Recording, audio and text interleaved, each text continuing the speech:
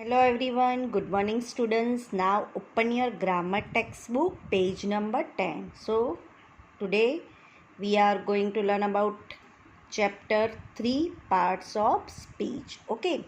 So today we are going to discuss about very important topic, parts of speech. This is very important topic of grammar. First of all, what mean by parts of speech. हम पहले पढ़ेंगे parts of speech क्या है. Okay आपको पता ही होगा parts of speech क्या होती है. तो हम जब भी कुछ बोलते हैं या कुछ भी लिखते हैं वो सारे के सारे सेंटेंस के फॉर्म में होता है, राइट. तो वो सेंटेंस किससे बनता है? पार्ट्स ऑफ स्पीच से. ओके जो सेंटेंस होते हैं जो हम लिखते हैं वो डिफरेंट पार्ट्स में होते हैं. ओके तो वो पार्ट्स ऑफ स्पीच में ही वहीं पर जो है कि वो जो सेंटेंस हम बोलते हैं और उसमें क्या वर्ड्स का यूज़ होता है, उनका क्या रोल होता है, वो कौन सी कैटेगरी में आते हैं, बराबर. तो वो सारा होता है parts of speech. Parts of speech are important as they tell us what functions word is playing within a sentence. Okay तो यहाँ पे parts of speech we are very important है. वो किस टेलस मतलब वो सारे फंक्शंस हमको वर्ड में होता है जो प्लेइंग करता मतलब वो रोल करता है, उसको बोलते हैं पार्ट्स ऑफ स्पीच. यहाँ पे बताए all the words can be divided into 8 classes called the parts of speech. मतलब 8 क्लासेस मतलब 8 कैटेगरीज में पार्ट्स ऑफ स्पीच है. First of all noun, second pronoun, third adjective, fourth verb, fifth adverb, six prepositions, seventh conjunctions and 8 interjections. Okay तो यहाँ पे अब हम पढ़ेंगे. Now we will learn about one by one categories. हम one by one में पढ़ेंगे. First of all है नाउन. नाउन मतलब नेमिंग वर्ड्स. यू नो ना अबाउट नाउन, तो आपने पहले पढ़ा हुआ है. नाउन का मीनिंग क्या होता है? Naming words. जिसमें नाम होता है उसको बोलते हैं, नेम से स्टार्ट होता है तो उसको बोलते हैं नेमिंग वर्ड्स, तो उसको बोलते हैं noun. A noun is the name of person, animal, place और थिंग्स. मतलब ये सारी कैटेगरीज में आता है. जैसे पर्सन का नाम होता है, एनिमल्स के नेम्स आते हैं, प्लेसेस के नेम आते हैं और थिंग्स के. जिसमें नेम होता है जो नेमिंग वाला होता है जिसको बोलते हैं नेमिंग वर्ड्स, उसको बोलते हैं नाउन. जैसे किसी का नाम होता है प्रिया तो नाउन. फिर किसी प्लेस का होता है, जैसे कोई प्लेस का नेम होता है जैसे वडोदरा, अहमदाबाद. फिर कोई कंट्री का नाम होता है अमेरिका, कनाडा. फिर कोई चीज़ का मतलब एनिमल्स का नाम होता है टाइगर, डॉग. तो वो जो नाम्स होते हैं उसको बोलते हैं नाउन. ओके यहाँ पे फॉर एग्जांपल है the teacher was teaching the students. Okay तो यहाँ पे टीचर क्या है? जो पर्सन है. ओके वाज वो क्या पढ़ाता है? स्टूडेंट्स को. तो स्टूडेंट्स भी क्या है? पर्सन है. तो यहाँ पे जो पर्सन आता है तो यहाँ पे दोनों पर्सन है, टीचर भी पर्सन है, स्टूडेंट्स भी पर्सन. तो दोनों क्या है? नाउन है. क्या है? नाउन. कोई भी चीज़ आती है मतलब किसी पर्सन का नाम आता है, किसी पर्सन के बारे में हम बात करें, किसी एनिमल्स के बारे में बात करें, किसी प्लेस के बारे में या किसी थिंग्स के बारे में, जब भी कोई बात होती है उसके रिलेटेड तो वो आता है नाउन. ओके सेकंड है pronoun. A pronoun is a word use in a place of a noun. मतलब यहाँ पे हमको जैसे नाम होता है, नाउन होता है, उसके रिप्लेस में जो वर्ड्स यूज़ होता है उसको बोलते हैं प्रोनाउन. फॉर एग्जांपल जैसे मैं बता रही हूँ आपको, Priya is a good girl. Okay Priya loves dancing. Priya is a very talkative, very much talkative. मतलब हर बार हम प्रिया प्रिया का तो यूज़ नहीं करेंगे ना, क्योंकि नेम नाउन एक ही बार आता है. फिर प्रोनाउन फिर एक का एक नाम हम बार बार यूज़ नहीं करेंगे, उसकी जगह पे हम क्या यूज़ करेंगे? प्रोनाउन. तो जो प्रिया है उसके बारे में हम बार बार प्रिया का इस जगह पे बोलेंगे Priya is a very good girl. तो फिर बाद में प्रिया नहीं बोलेंगे, सी इज़ वेरी टॉकेटिव या कुछ भी. मतलब उसकी जगह पे हमने किसका यूज़ किया? सी. बार बार हम प्रिया का यूज़ एक नाम बार बार हम यूज़ नहीं कर सकते. यहाँ पे बताए I am teaching him. Okay तो आई मतलब स्पीकर है, एम टीचिंग हिम मतलब वो लिसनर है. मैंने बोला स्पीकर जो है, और जो सामने वाला सुनता है वो लिसनर है, तो वो हिम आया. डायरेक्ट उसका नाम नहीं आता. नाम की जगह पे किसने सुना है तो वो हिम. मतलब जो बॉय है या कोई मैन है तो मतलब उसकी जगह पे हिम का यूज़ हुआ है. ही का होता है मतलब कोई बॉयज़ के जगह पे हमने उसका नाम की जगह पे उसका यूज़ हुआ है हिम. तो यहाँ पे आप रिप्लेस में जब भी नाउन का रिप्लेसमेंट करना होता है, रिपीट एक कि एक बार नेम आता है तो उसका रिपीटेशन में जो नेम आता है उसको बोलते हैं प्रोनाउन। मतलब नाउन का रिप्लेस में जो हम लिखते हैं उसको प्रोनाउन। जैसे प्रोनाउन में क्या क्या आता है, I, me, mine, myself, she, he, her, his, him, herself, himself, you, yours, us, they, them, our, their, etcetera. Okay, ये सारी चीज़ें यहाँ पे नहीं बताई, just I am explain you, क्योंकि ग्रामर है तो मैं थोड़ा डिटेल्स में आपको एक्सप्लेन कर रही हूँ कि ये सारी चीज़ें प्रोनाउन में आती है। तो जो नाउन का रिप्लेसमेंट करने के बाद ये सारी चीज़ें प्रोनाउन में आता है, आई आता है, मी आती है, माइन, माई सेल्फ, सी, ही, प्रिया की जगह पे सी, फिर राहुल की जगह पे ही, या फिर कोई गर्ल के बारे में बात करें तो हर भी आता है, कोई बॉयज़ के बारे में तो हीज भी आता है और हिम भी आता है, हर सेल्फ आता है, हिम सेल्फ आता है।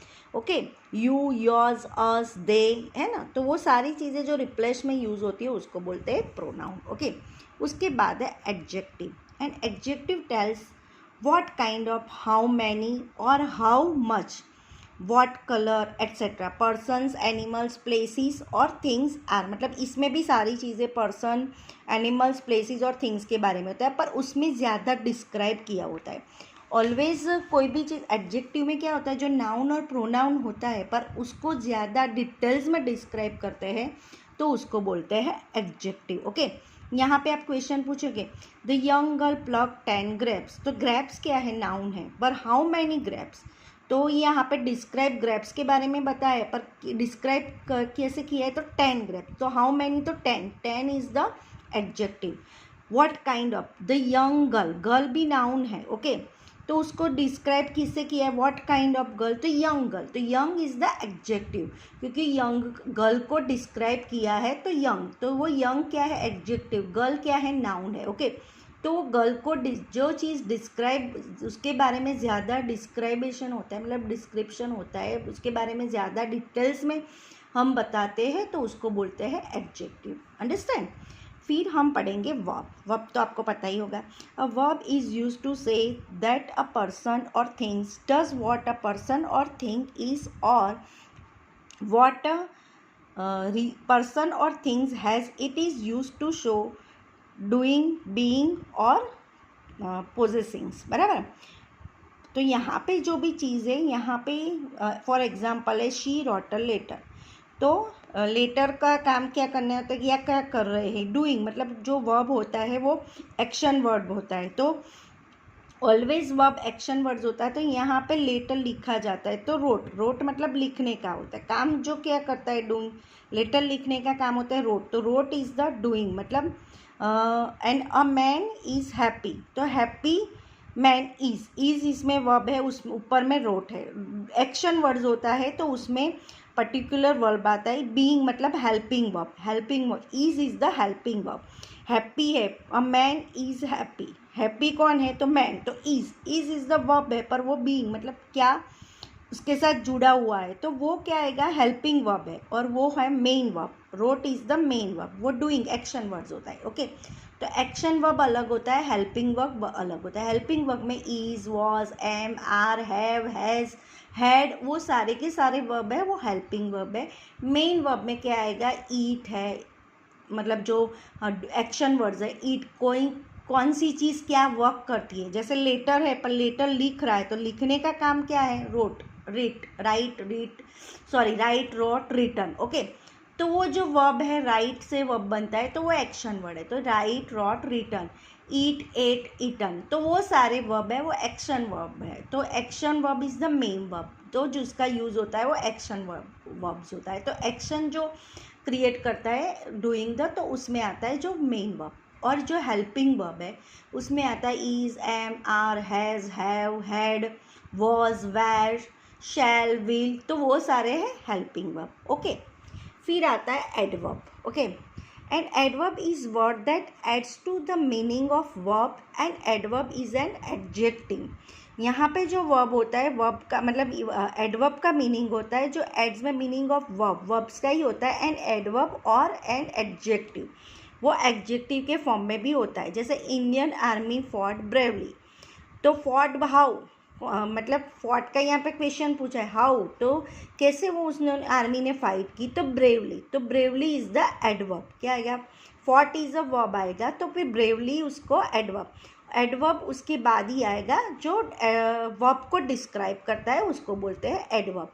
मतलब फॉट, इंडियन आर्मी ने क्या किया है, फाइट की, मतलब फाइट का यहाँ पे पास्ट टेंस फॉट, तो फॉट इज द वर्ब। और उसको हाउ मतलब कैसे किया, तो ब्रेवली, तो bravely is the adverb. Okay, 6 है preposition. A preposition is a word which shows the relation between a noun or pronoun or some other words in a sentence. I put the candle on the table. यहाँ पे candle table के ऊपर रखी है, किसके ऊपर रखी है, ऊपर। तो ऊपर का जो वर्ड्स होता है यूज होता है तो ऑन द टेबल, तो on is the preposition. A preposition word is show, मतलब वो क्या शो करता है, रिलेशन बिटवीन नाउन और प्रोनाउन। नाउन और प्रोनाउन के बीच में जो रिलेशन मेंटेन करता है उसको बोलते हैं preposition. For the words other words in a sentence, उसमें जो दूसरा वर्ड्स आता है उसको बोलते हैं preposition. The relation between the candle on the end the table, candle and table के बीच में जो रिलेशन है, मतलब टेबल के ऊपर कैंडल है, जो रिलेशन उसको मेंटेन किया होता है कि कैंडल कहाँ पे, तो टेबल के ऊपर। सीधा तो हम नहीं बोल सकते ना, तो कुछ बताना तो पड़ेगा कि कैंडल कहाँ पे, तो ऑन। यहाँ पे भी कुछ भी, फॉर एग्जाम्पल बोलते हैं the cat under the tree, तो कैट कहाँ पे बैठी है, तो अंडर, ट्री के नीचे, तो अंडर द ट्री। ओके, तो अंडर इज द preposition. तो कोई भी रिलेशन दो चीज़ का, नाउन और प्रोनाउन के बीच में बिटवीन में जो होता है, उसके बीच में जो वर्ड्स आता है उसको बोलते हैं preposition. ओके, 7th है conjunction. A conjunction is use to join words, group of words और सेंटेंसेस, मतलब जो सेंटेंसेस को जॉइन करता है, ग्रुप ऑफ वर्ड्स होते हैं उनके, तो उसको बोलते हैं conjunction. For example, Sakshi and Vaishali went for a walk, मतलब दो व्यक्ति के बारे में, दो पर्सन के बारे में बात होती है, तो उसको दो पर्सन के बीच में जो वर्ड्स का मतलब जोड़ने का काम कौन करता है, कंजक्शन. तो यहाँ पे साक्षी वैशाली ऐसे तो नहीं बोल सकते, दो ही पर्सन है, दो पर्सन से ज़्यादा ग्रुप ऑफ पर्सन जैसे होता है साक्षी, वैशाली, प्रिया एंड मिताली, तो 3 के बाद जो चौथा पर्सन आता है लास्ट में, तो उससे पहले जो जोड़ने का काम कौन करता है, एंड. तो एंड इज द कंजक्शन. यहाँ पे दो व्यक्ति, दो person, minimum more than 1 person से ज़्यादा मोर देन 2 पर्सन के बारे में जब भी बात होती है, उसके ज्वाइन करने का काम कौन करता है, कंजक्शन. तो यहाँ पे साक्षी एंड वैशाली, तो 2 पर्सन है और बीच में जोड़ने का काम एंड, तो and is the conjunction. Went for a walk.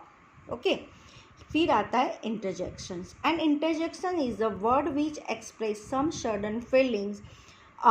The storm has rain several towns. Okay, तो यहाँ पे सेवरल टाउन, सॉरी, तो यहाँ पे जो हमारी जो फीलिंग्स जो शेयर करती है उसको बोलते हैं इंटरजेक्शन. जैसे ओ, वाओ, है ना, जैसे कैसे बोलता है, वाओ इट इज़ ब्यूटीफुल, है ना. तो जैसे फॉर एग्जांपल मैं बता रही हूँ, वाओ इट ब्यूटीफुल पैलेस, ऐसे हम जैसे बोलते हैं ना एकदम फीलिंग से, तो हमारी जो फीलिंग्स डिस्क्राइब होती है तो उसको बोलते हैं इंटरजेक्शन. और ऑलवेज इंटरजेक्शन में उसके इंटरजेक्शन साइंस आती ही है. ओके, तो उसके ही आपको पता चल जाता है कि इंटरजेक्शन का ही सेंटेंस है. हमारी फीलिंग द एक्सप्रेशन होती है उसको बोलते हैं इंटरजेक्शन. ओके स्टूडेंट, तो यहाँ पे चैप्टर 3 फिनिश होता है. एक्सरसाइज के मैं फ़ोटो आपको, I will send the exercise, so you will write down in your text book. Notebook में आपको लिखना नहीं है. यहाँ पे जो मैंने वीडियो बताया उसके मेन टॉपिक्स आपको खाली नोटबुक के अंदर लिखना है. All the words can be divided into 8 parts के बारे में लिखना है. मैं आपको एक मतलब खाली यहाँ पे first 8 parts of the speech का यहाँ पे बताया गया है, वही खाली नोटबुक में लिखना है कि parts of noun, pronoun, adjective, verb, adverb, preposition, conjunction and interjection, बस खाली इतने आप नोटबुक के अंदर लिखना है. बाकी सारी exercise I will send the photographs in text book का, तो मैं टेक्स्ट बुक का आपको फ़ोटो भेज देती हूँ, तो आपको वो टेक्स्ट बुक के अंदर ही लिखना है. नोटबुक में खाली पार्ट्स ऑफ द स्पीच के हेडिंग लगा देना है. मैंने डिटेल्स में आपको एक्सप्लेन कर दिया है, तो ज़्यादा कुछ लिखना नहीं, खाली पार्ट्स ऑफ स्पीच के नेम्स लिख. Okay students, thank you.